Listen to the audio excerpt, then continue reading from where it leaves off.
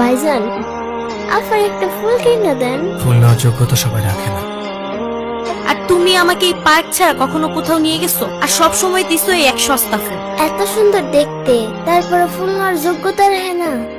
বাইরের দিকটা সুন্দর হলে হয় না রে, ভেতরটাও সুন্দর হতে হয়। কিছু মানুষের মুখে মধু থাকলেও অন্তরে বিষ থাকে। কি বলেন ভাইজান, বুঝি না কিছু।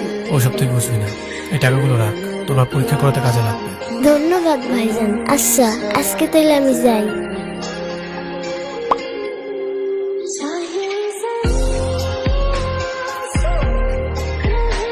আমাকে ক্ষমা চাওয়ার সুযোগটা পর্যন্ত দাও নাই।